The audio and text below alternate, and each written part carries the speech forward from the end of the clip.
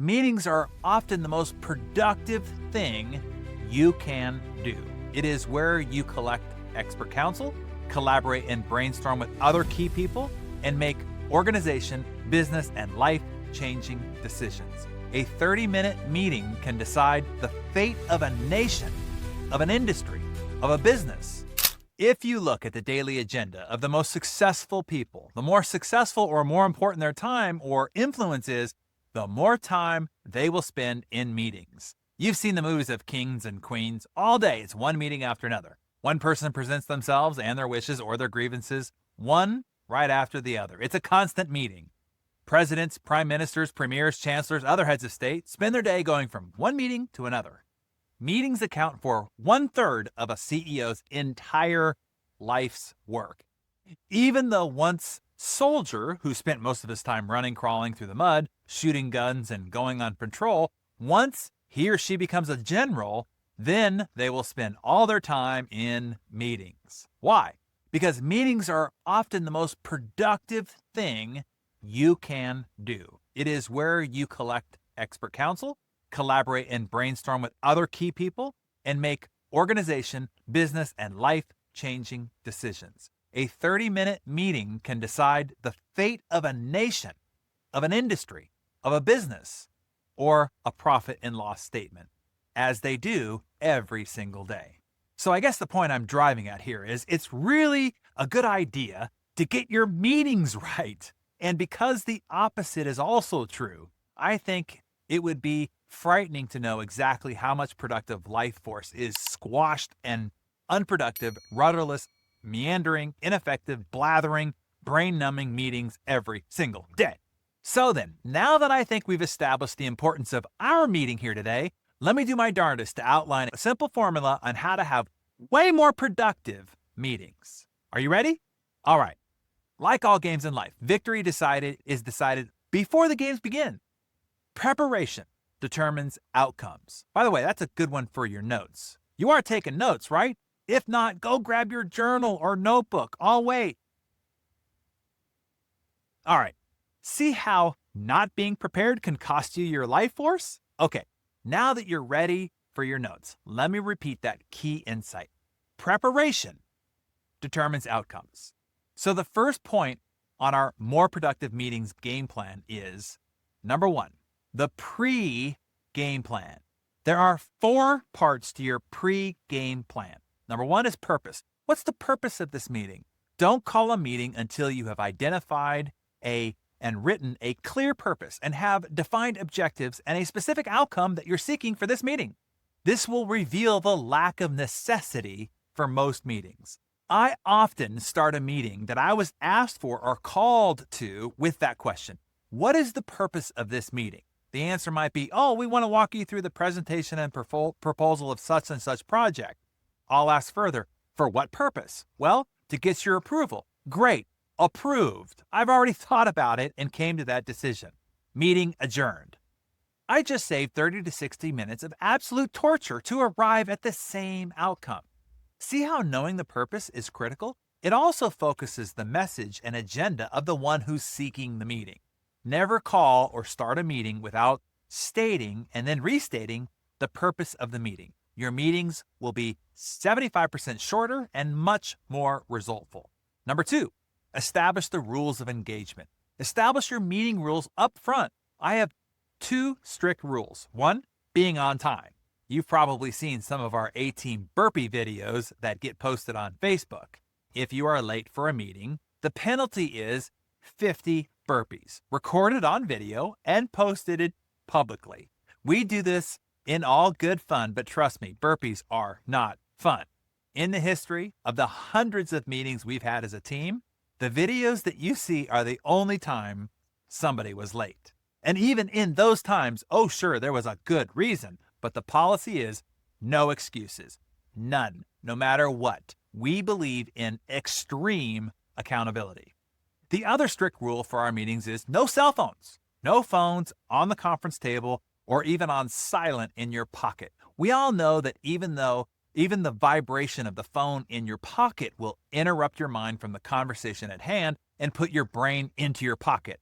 and then have you feel distracted and unnerved and agitated now, knowing what or trying to figure out what that vibration might be about. The constant electronic dog collar we allow to have strapped around our necks that gives us a shock of distraction by the hand of anyone from anywhere around the world that has a brain fart or inane musing is, well, it's insane. Look, if you're meeting with the US president, well, never mind that. Let's say you're meeting with Oprah. You would turn off your phone, right? Give everybody that same respect. Schedule breaks so that folks can fiddle with their toys, but boldly enforce a full engagement policy when the meeting is on. Oh, and don't give me this, I have to be available to my kids at every single frickin' second. They are the biggest culprit of pressing the button on your shock collar. The 911 that you get because Joey won't let his sister watch her show, or because Colton can't find the popcorn bowl. We designate one phone, usually a landline, or to one person's mobile phone. That is what you give your kids or the babysitter. You'll be shocked how infrequent your house actually burns down, or someone severs their arm and bleeds actively out. That requires somebody to text you or to call you. When you were growing up, how often did you text or call your parents when they were working? Yeah, 0. And hey, look at you. You're alive. Okay, I will step off that box. That was a soapbox, by the way. By the way, for my millennial friends, a soapbox was a sturdy wooden crate that goods were shipped in that also made a good portable temporary platform to stand on and make speeches. This was a BA, of course, before Amazon and the cardboard box, but get off your cardboard box just doesn't seem to have the same ring to it, right? But I digress. Okay, here's number 3. The invite list. Not everyone should be in every meeting, every time, all the way through. That's how you really waste a lot of time of those not needing to be there and of the efficiency and effectiveness of the meeting for everybody else. Only invite those people integral to the discussion, to the purpose of the meeting in the first point. Remember that from point number 1? Everyone else can get the 10-minute summary update. Don't drag innocent bystanders through the slugfest all the way through. Only key contributors to the dialogue need suffer the full meeting. If some people are going to be key to some parts of the meeting, then I have a big tip for you on this one. Schedule what I call guest appearances. If some people won't be needed until 30 minutes into the meeting, have them come in only at that point and then depart immediately after their contribution. They will thank you for it, and they also won't derail your meeting with other musings that they really aren't qualified to contribute to. Everybody wins. And number 4, the agenda. Don't have a meeting without one. Circulate a draft agenda and obtain feedback, suggestions, and input from the participants in advance. This will refine the agenda and acquire a buy-in from everybody else. Remember what you wrote down at the beginning here? Preparation determines outcome. Often, more time is spent in working on the agenda, refining it, pruning it, focusing it, than the time in the actual meeting, as it should be. When you have everybody in a room and all their attention is on one thing, you better be on point because the money meter is running and at full tilt.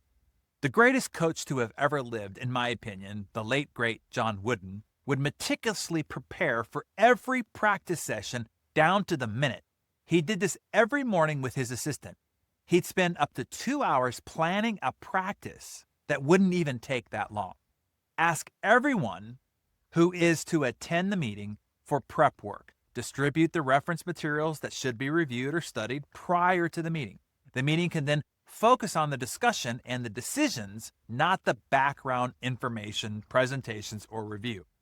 All right, that is just the pre-meeting or the pre-game part. Now the second stage. This is where it is game on. Start off by doing a little pep talk. Remind the group what the purpose of the meeting is and what the major objectives and outcomes should be. Next, designate a referee, someone who will be the time cop and the skirmish referee. Have that person give the 2-minute warning when approaching the conclusion of an agenda item and announce the hard stops as well as the commercial breaks. If someone starts to infringe upon or steer the conversation down a rabbit hole, have the referee throw the yellow card, suggest the conversation be taken offline, meaning outside the meeting, and assign someone to write up the information and then circulate it back to the group. But don't let it occupy everybody's time while everyone is present. Then fight, but fairly. To have a healthy and productive meeting, you have to encourage debate, dispute, and disagreement. If everybody agrees with everything, then there's no need for a meeting. So fight, but fight fairly. Attack ideas, not people. Battle concepts, but not the character of the person with the opposing view.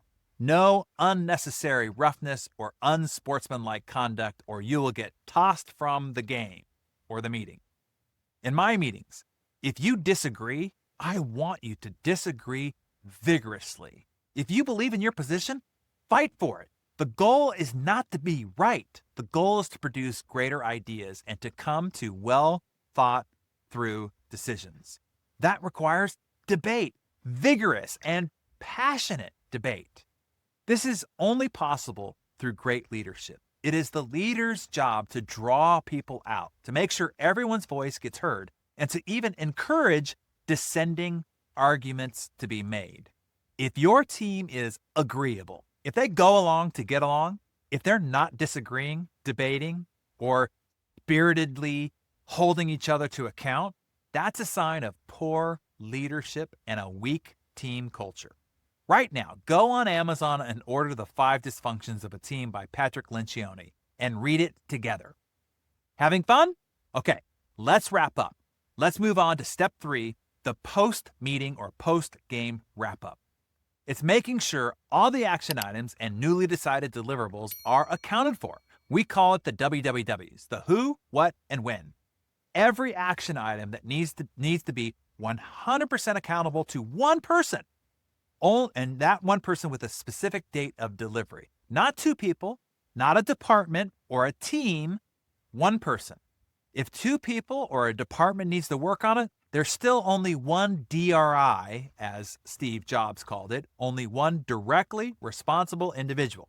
So make sure every action item has a DRI and a date of completion before wrapping up your awesomely productive meeting. Then circulate the key points and the WWs to all the attendees and assign someone to follow up on everybody's WWWs at a particular date. Oh, one last thing I'd like to do during a particularly important meeting is to ask everyone to rate the meeting.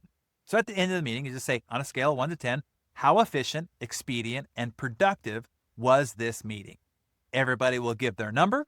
Then an important follow-up question. What would have made it a 10? You will discover some really great ideas on how to improve your meetings going forward.